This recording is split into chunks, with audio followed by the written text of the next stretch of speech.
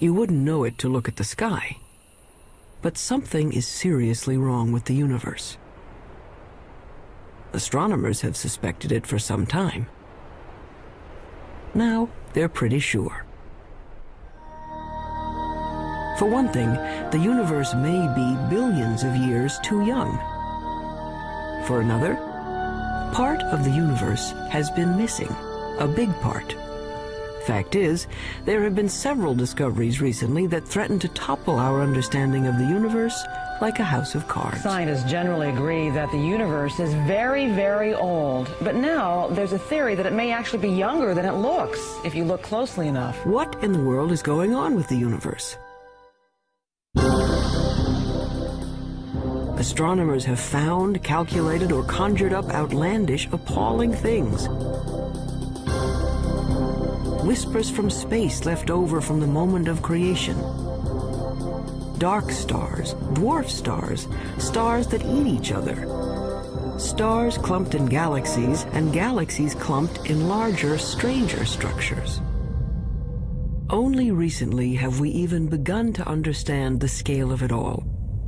We have discovered things so small. At a 10 millionth of a trillionth of a trillionth of a trillionth of a second is the earliest time we can really talk about. And expanses so vast. That's expanded by a fraction of a million times a trillion times a trillion. The researchers need a special notation. A billion times a trillion degrees. To write out the incredible distances and magnitudes involved in understanding the universe.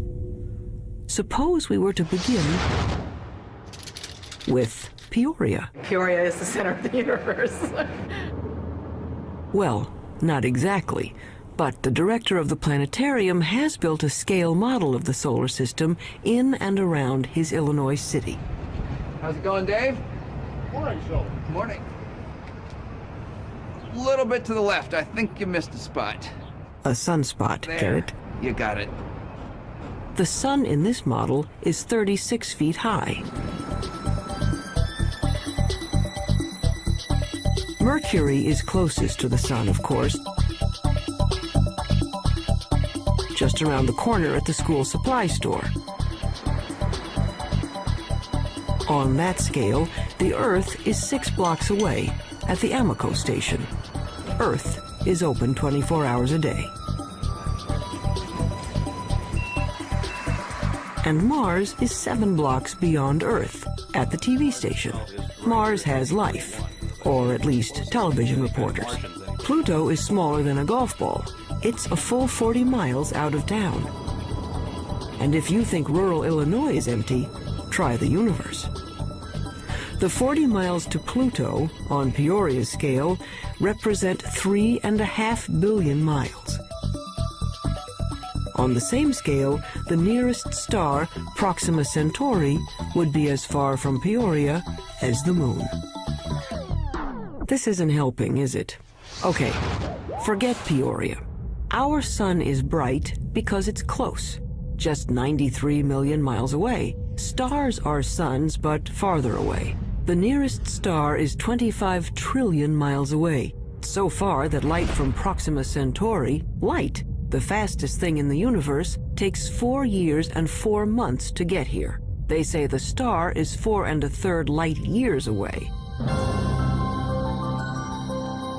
Our sun is just one of the billions of stars in the galaxy we call the Milky Way. How far across is the Milky Way? Real far, 100,000 light years. And the Milky Way is just one of some 50 billion galaxies. It's a million light years to the nearest galaxies and tens of hundreds of millions of light years just to cross our galactic neighborhood.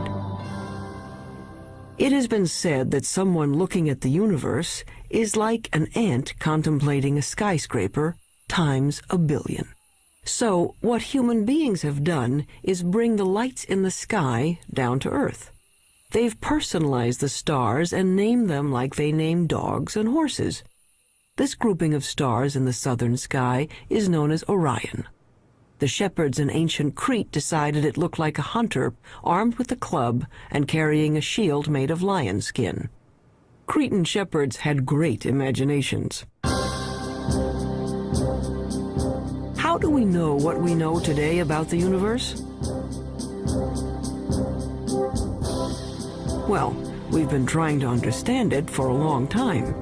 The awful majesty unveiled by night has, down the ages, stirred us to wonder and worship.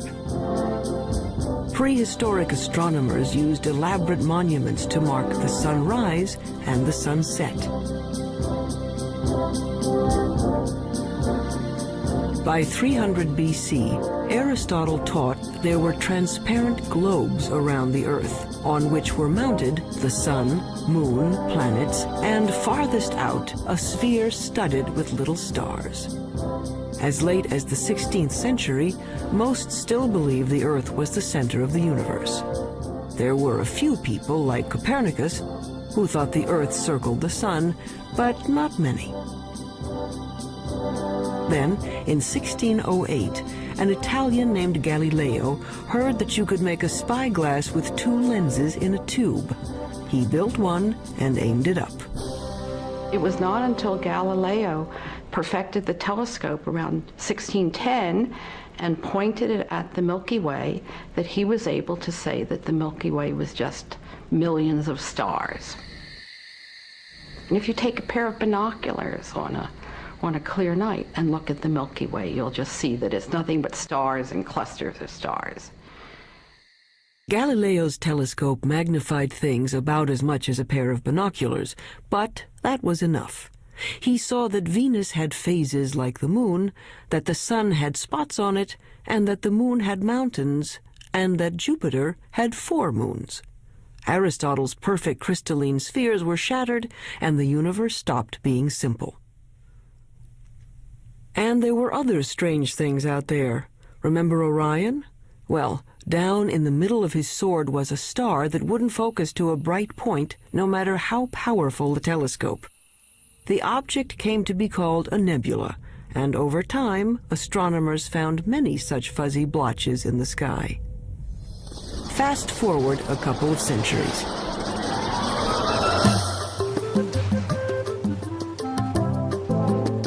By 1924, the big astronomical telescopes had mirrors as well as lenses to concentrate the light.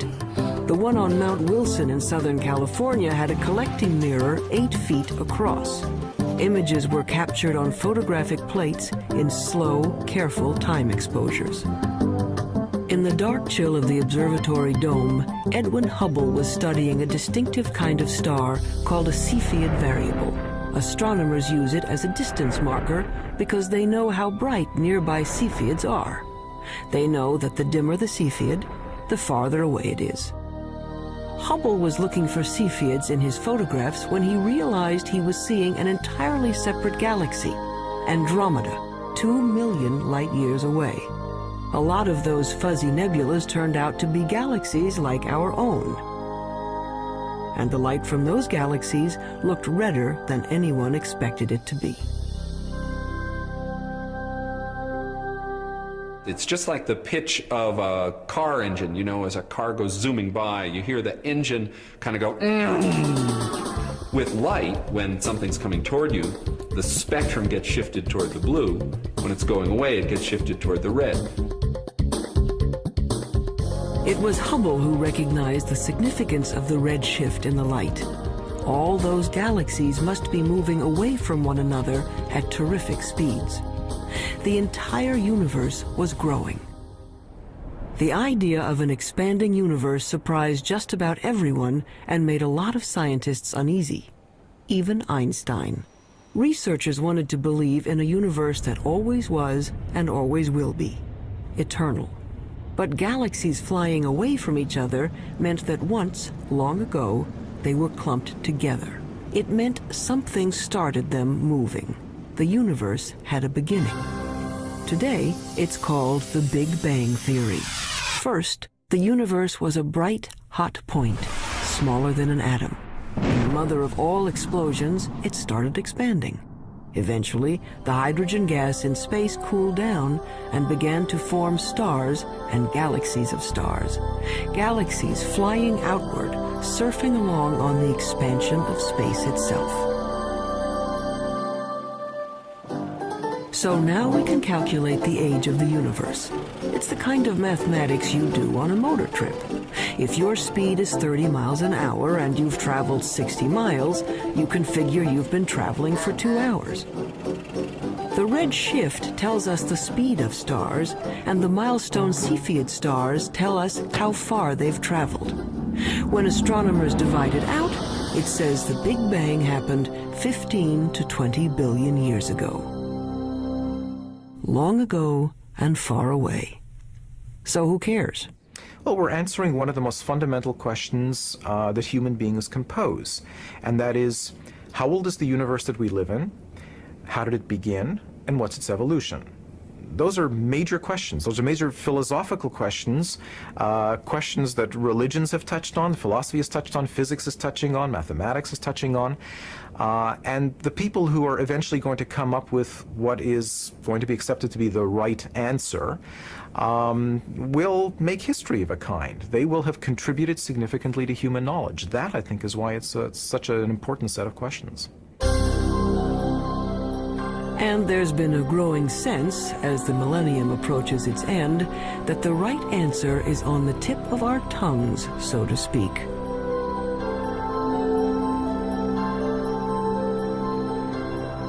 But not yet, not quite.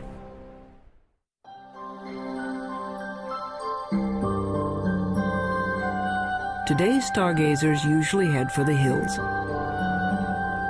Hawaii's Mauna Kea, the Chilean Andes, Arizona's Mount Hopkins.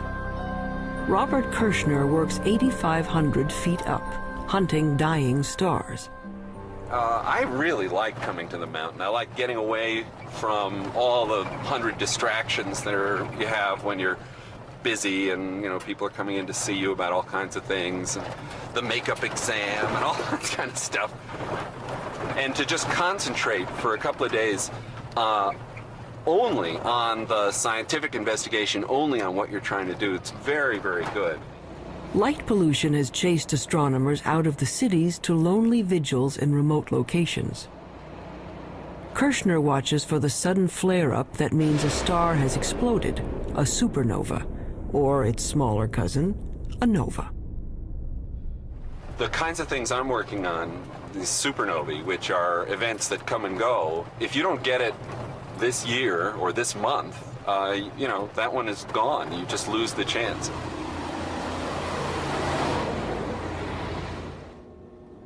A supernova suddenly outshines its entire galaxy for a few weeks. If Kirshner and his colleagues can calibrate these cosmic flashbulbs, supernovas may prove even better mileposts than Cepheids.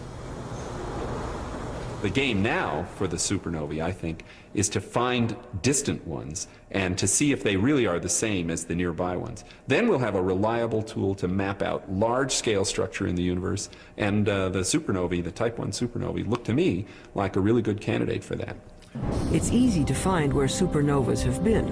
There are clouds of dust and gas in space marking places where stars have blown up. But supernovas are rare.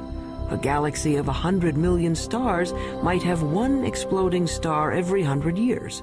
So Kirshner watches and waits. Well, the heroic age of observing has really passed. It used to be that you would be outside the whole night long, instead of sitting in a control room where a television brings the signal in and you're operating on a computer keyboard. 24, Okay, get the let's- CCD in the right mode. It's hard staying up all night. Ours good. But there's a kind of sense of adventure to it that is a little bit like being a kid and lying out in the snow and kind of figuring out the constellation. Some of that is good for you too. Yeah, fine. Breaking in the cookies already. Oh, I can have a cookie if You I have want. 10 hours to go. Look at all those cookies. I have one every half hour. I'll need the whole. In this era of digital cameras and electronic light amplifiers, men are still watching the skies and craftsmen are still grinding telescope mirrors. Like this 21-foot monster under construction at the University of Arizona. But one thing hasn't changed much in 400 years. Astronomers are still battling their ancient enemy, the air.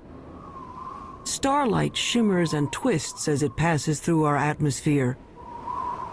The twinkling of the stars may be a delight to poets, but astronomers are trying to get rid of it.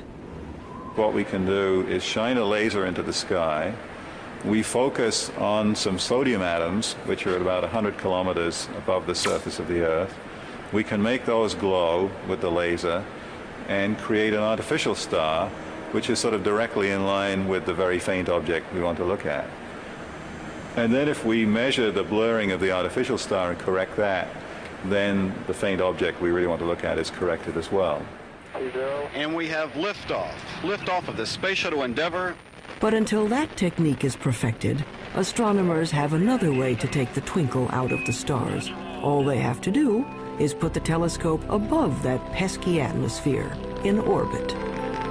In 1990, NASA launched a space telescope and named it for Edwin Hubble.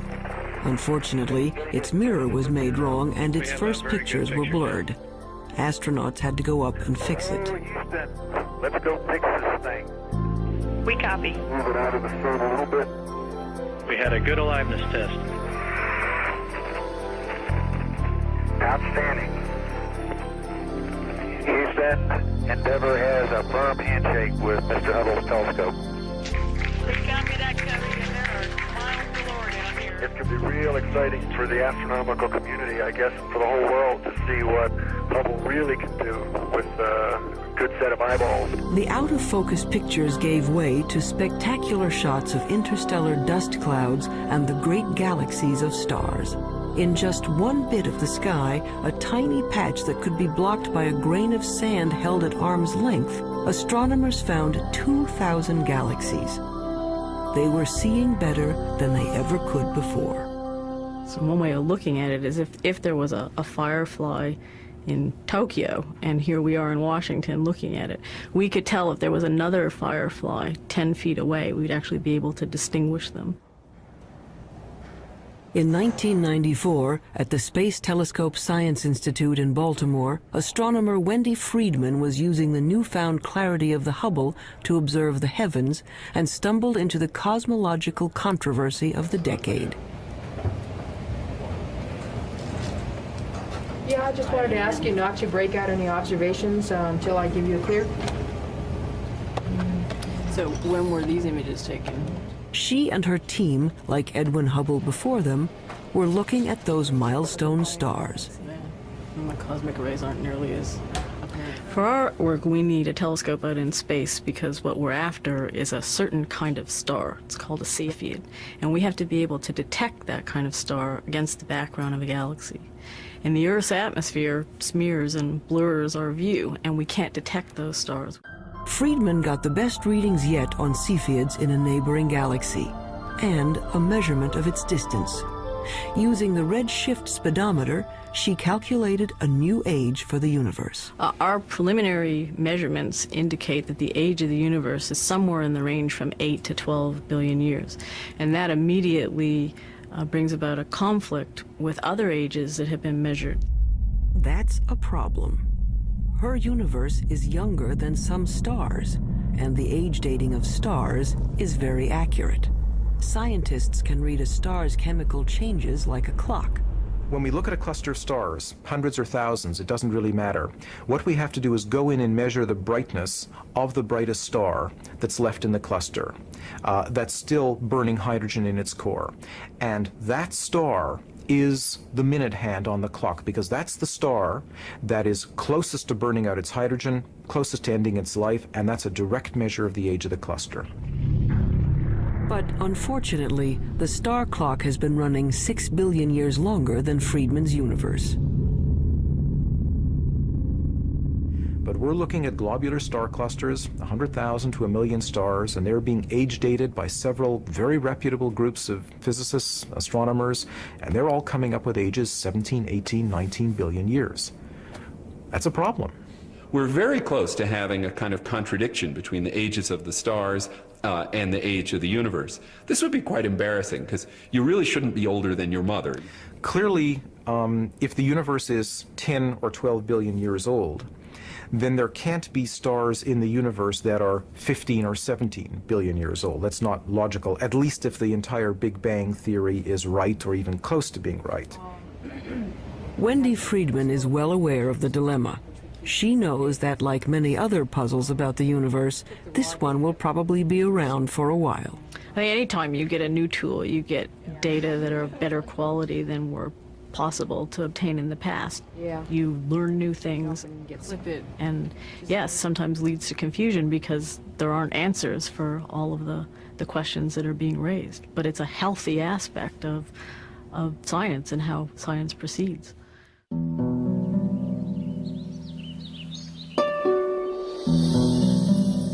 There's more to the universe than meets the eye. We can see only a small part of what's going on out there. What we call visible light, the rainbow from red to violet, is a small slice of a larger spectrum. But there are other ways of seeing. With the right technology, you can look at the world in everything from X-rays to infrared to radio waves. In the last few decades, the new tools have brought a previously hidden universe into view.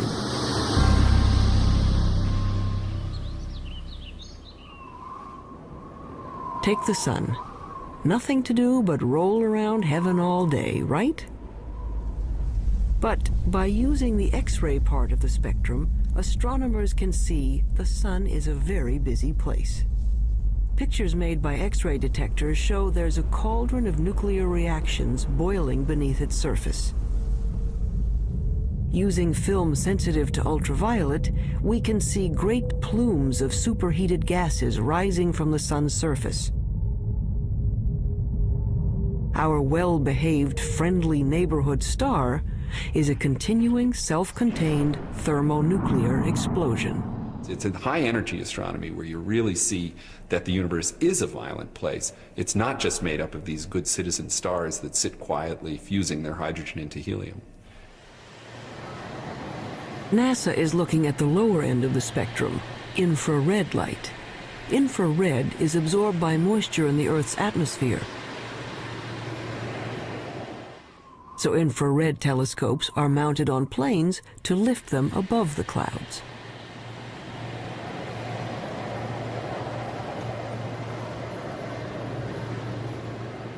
Just like fog lights on your car will enable you to see deeper, in the infrared you can see deeper into the universe.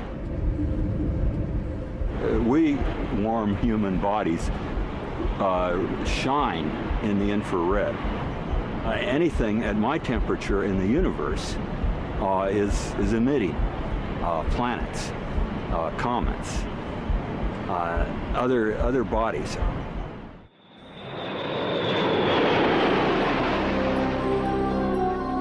The star-forming regions of the universe are often hidden from view by dust clouds,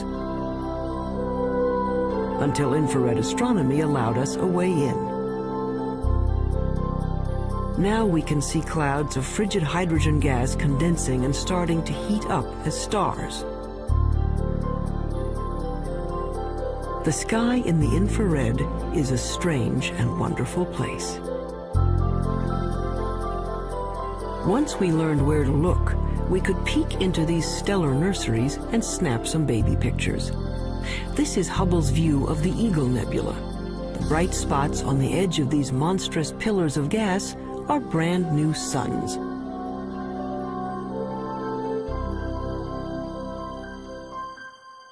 But as spectacular as the pictures are, scientists owe much of their understanding of the universe to radio static, a whisper from the sky. If you're listening to the universe with a radio telescope, it would mainly be a hissing sound. It sounds like steam escaping from a radiator. They heard it first by accident. In 1965, researchers at Bell Telephone Laboratories had built a powerful listening station to hear signals from the first of America's communication satellites. But they were distracted by an ultra-low frequency hiss from everywhere in the sky. What they were picking up was energy from the bright flash that started the universe, an echo of the Big Bang itself. Radio astronomy was the second big window we opened on the universe. The first big window was Galileo going and putting a telescope to his eyes and seeing what he could see with his own eyes, and then with film eventually. The next big step was radio astronomy. It's a great step forward in terms of discovering new things and understanding new things. The discovery of the cosmic background radiation was a fatal blow to those who wanted to believe in an eternal universe. The Big Bang proponents had won. But the cosmic background radiation seemed to be smooth and even, coming from everywhere in the sky. Just what you'd expect from a universe that began from a single point. But then, why weren't the stars spread evenly through space? Galaxies should be moving steadily outward as the universe expands. Each should be moving away from all others like raisins in a rising loaf of bread. Astronomers had thought that the universe was sort of expanding uniformly and the galaxies were just going along, and that the only motion we should see is the Earth going around the sun and the sun going around the galaxy. But in fact, what we saw was that the largest motion of all was the galaxy itself moving. And that really surprised astronomers, and the only conclusion we could come to was that something was causing the galaxy to move away from just the simple expansion of the universe. And after thinking about it for a while, the conclusion was that there must be a large group of galaxies near us. When astronomers plot the position of galaxies in their computers, they find filaments and clusters and walls of galaxies. How could that be if radio telescopes were saying the energy of the Big Bang was evenly spread across the sky? There had to be some seeds at the beginning. There had to be some small lumps in the early universe that are going to grow to create the structure. So Smoot went looking for irregularities in the background radiation to show that the Big Bang explosion was uneven. In 1989, his instrument package went up on a satellite, the Cosmic Background Explorer. It found subtle variations in the energy left over from the moment of creation. Announced in 1992, it was one of the momentous discoveries of the century. The universe made sense again. Smoot later told the press these wrinkles in the cosmic background radiation were the largest structures ever seen and the oldest. He told reporters that it was like seeing God. And that's the one that the press grabbed on because that's the one people could relate to. And that got spread all over and got much more attention, including people from philosophy and religion coming in and asking questions. But if researchers could finally explain why there are stars and galaxies and collections of galaxies, that didn't solve their other major problem. It's a little like the old childhood rhyme. The other day upon the stair, I met a man who wasn't there. He wasn't there again today. Oh, how I wish he'd stay away. The problem is that we know that at least 90% of the universe is something we don't know what it is. In the late 1970s, astronomer Vera Rubin and her associates noticed something peculiar on the outer edges of spiral galaxies like our own. Like flotsam caught in a whirlpool, stars on the fringes of galaxies should be moving more slowly than stars at the center. But what Rubin saw appeared to defy the laws of physics.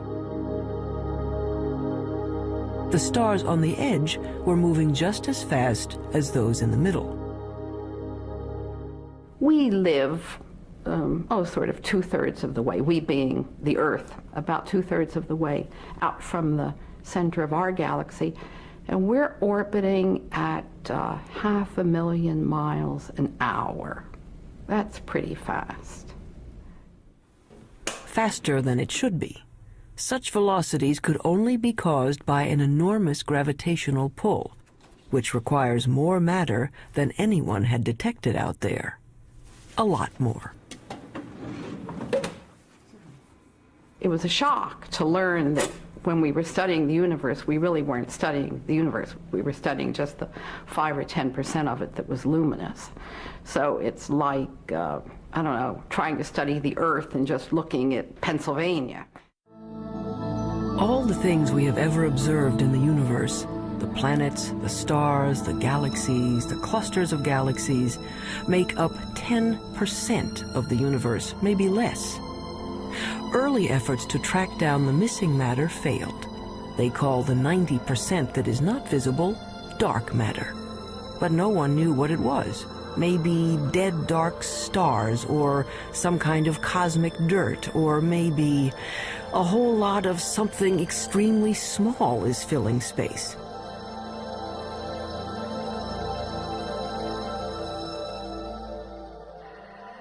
Subatomic particles called neutrinos might make up part of the missing mass, but not enough.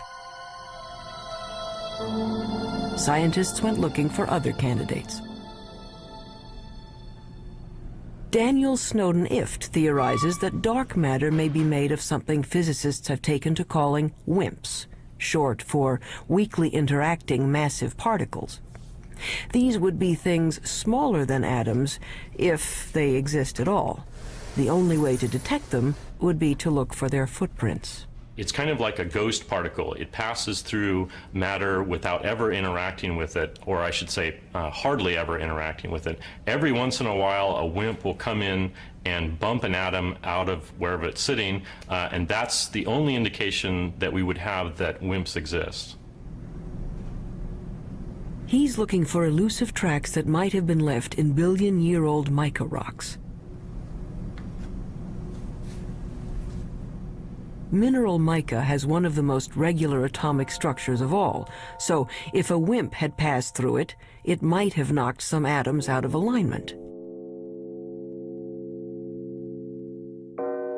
What we're looking for is the WIMP to come in, bump one of the atoms in the mica, and that recoiling atom then produces a chemical change within the mica. In his search for the WIMPs, he splits up endless mica samples and bathes them in hydrochloric acid.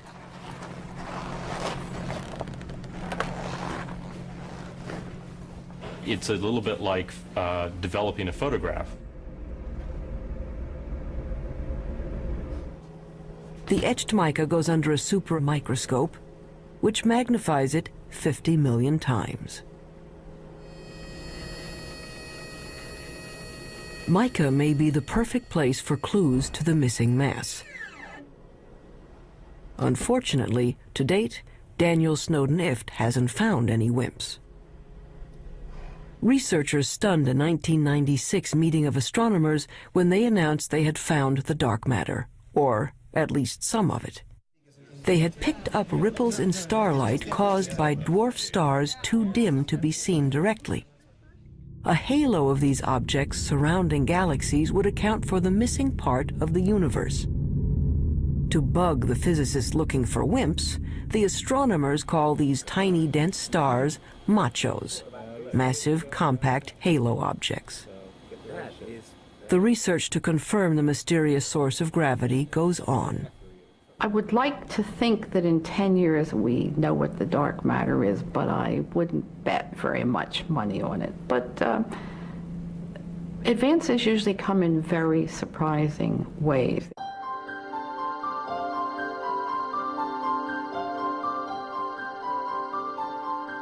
Why do we care about something that we can barely measure and can't see at all? Because it might tell us how the universe is going to end. Matter makes gravity, and gravity is the only thing that can act as a brake on the expansion started by the Big Bang. If there is not enough dark matter, the universe may go on expanding and cooling to end not in a bang, but a shiver. If there is enough dark matter, the expansion of the universe will coast to a stop and reverse, everything falling back together, till the Big Bang ends in a big crunch, and maybe just possibly a new Big Bang to start things up again.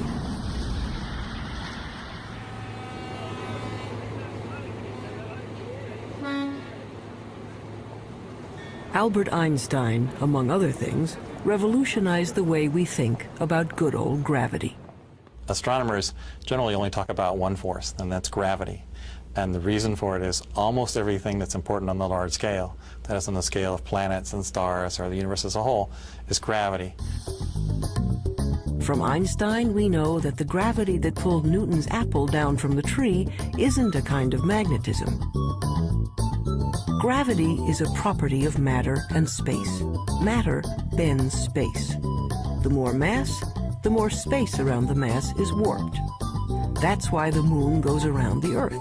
It's trapped in a dimple in space, a gravity pit created by the mass of the Earth. When enough matter collects, gravity is strong enough to squish hydrogen atoms into helium atoms.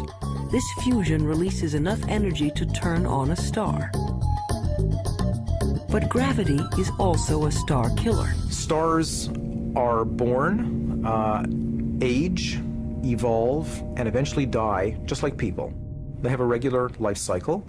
During the entire life of any star, there is this delicate balancing act, because gravity is always at work trying to crunch the star down into a small point, and the high internal pressures are trying to blow the star up and blow it apart. And for about 90% of the life of the star is in nearly perfect equilibrium.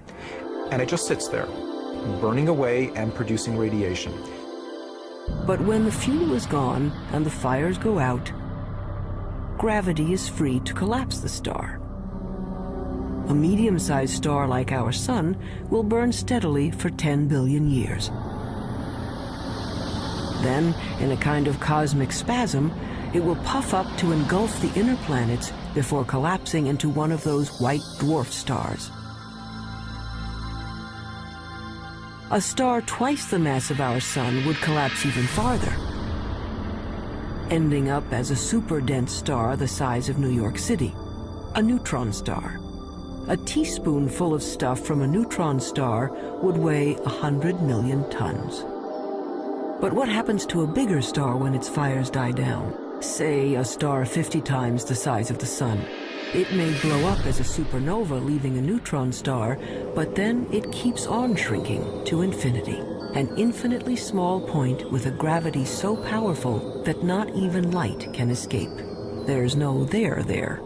It's a black hole. And the analogy that we have to space being stretched by the material is you have a rubber sheet and you put a ball on it and it causes a dent. Put a heavier ball, it'll cause a deeper dent. If you put a heavy enough ball, it'll just tear through the rubber sheet altogether. If you force too much matter into a limited amount of space, it'll just tear space like tearing the rubber sheet. You can be forgiven for thinking a black hole is some sort of weird science trick. An infinitely small, invisible star defies common sense. It's what happens when you use mathematics as your lens on the universe.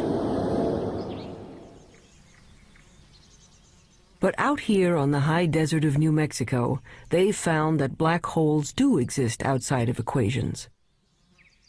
27 giant radio dish antennas, each 80 feet wide, are positioned over 13 miles to form a single huge radio telescope.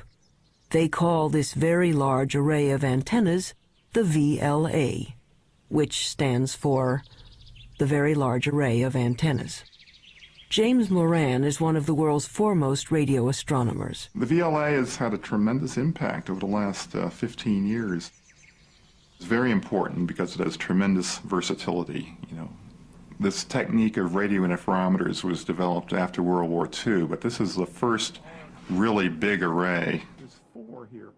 Dust obscures light rays, but this instrument can penetrate that dust because radio waves go right through the dust, and we can see down to the core of things that can't be seen in optical astronomy, for example.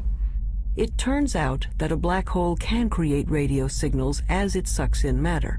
The signals can show up as a beam of microwaves, a microwave laser, or maser. Why you would find a maser in a black hole is a complete mystery. I don't think anybody would ever have predicted this. What we have found is that there's actually a very light molecular cloud in a disc shape. My friends refer to it as the maser frisbee. We didn't go looking there hoping to find something coming out of a very compact region around the black hole. It just plopped onto our computer printouts. A black hole can attract dust and gas in its neighborhood into a whirling disk of molecules. Those molecules release great bursts of radio energy as they are drawn in. There seem to be black holes made not from single stars, but from whole clusters of stars. They have a mass 100 million times that of our sun. But these monsters are still infinitely small points, capable of gobbling up other stars. But where does the stuff that falls into a black hole go? Does it just fall out of the universe? Possibly. Or it may pop up somewhere else in space. If you'll excuse an indelicate metaphor, there may be white holes regurgitating matter eaten by black holes in another part of the universe, a wormhole in the fabric of space and time, allowing you to go from one location to another without crossing the space in between. Or it might go to another universe entirely. Astronomy's reigning theoretical genius, Stephen Hawking, proposed that the black holes in our universe might well give birth to other universes. In fact, there might be any number of universes, like bubbles in the bath. We don't know, and probably can't know. If you fell into a black hole, you'd be stretched until you were thinner than a strand of spaghetti, which wouldn't bother you because time would stop. The rules of the universe as we know them don't seem to apply to black holes. That's what happens when you start messing around with infinities. It leaves us with a universe with holes in it. A universe with a lot of room for imagination.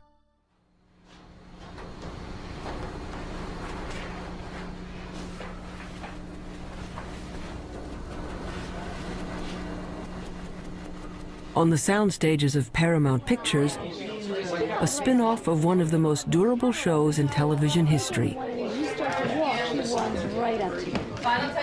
Star Trek Voyager. Very quiet on the stage. Anyone not ready? Roll, please. Action! I want a full systems report. And Mr. Kim, Mr. Tuvok, I want every iota of information that was recorded regarding this phenomenon. Let's see what you have, Mr. Kim. There. It's registering only on subspace bands. We don't even have it on long-range sensors yet. Verteron emanations. Tunneling secondary particles. It certainly looks like a wormhole. But is it stable enough for us to enter? And if it is, where does it lead? There is, of course, a 75% chance a wormhole will not lead to the Alpha Quadrant. Great. Changing Jennifer's mark. That'll be Jennifer's mark. Yes, I gave that to her. I changed it. Thank you. Great. Real-world astronomers have confirmed now there are planets circling other suns. The problem is, we can't get to these other worlds in any reasonable amount of time. 20th century physics says nothing can go faster than the speed of light. You want black wrap that? Sure, go ahead. But that would be much too slow for a 24th century operation like Star Trek. The dramatic need of a television series called Star Trek is that we need to travel to a different planet every week. So Gene Roddenberry said, well, okay, we're going to have something that he called warp drive, which somehow warped space and let us travel through subspace. How does this work? We don't know. But nevertheless, we see it work every week, and hopefully the audience buys it. A lot of scientists love this show and have even written books showing how Star Trek physics might work. Take anyone? Felix, what happened to you? It's After all, it wouldn't be science fiction if it didn't have science in it. Star Trek science advisor Michael Okuda. Our core fan audience is tremendously scientifically knowledgeable, and when we violate the laws of physics or the laws of physics according to Star Trek, they let us know, so they keep us honest. In the third season of the show, once we had a phaser come out of a photon torpedo port, something that I, to this day, don't know the difference between. And we got over 100 letters the next day. Any analysis yet, Ensign? Too far away. We'd have to be within 1,000 kilometers to get a detailed analysis. But that would mean a significant course change. Well, Mr. Kent, if there's even the possibility of finding a wormhole, I think we can afford a detour. Scientists take wormholes seriously enough that they have become an assignment in George Smoot's physics class. Given a wormhole a couple of miles across, students are asked to calculate what could pass through without being destroyed by gravitational tides. The smallest piece of electronic that wouldn't be torn apart in terms of going through this. And the answer was, it's something that's smaller than a chip, but it's roughly the size of a chip. And so, you know, in science fiction shows, they just show small wormholes that you go into, but in reality, the wormhole would have to be quite huge. But theoretically, at least, you could go someplace else in space or time.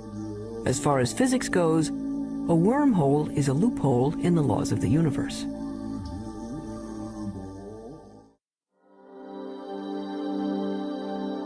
So we are left with questions.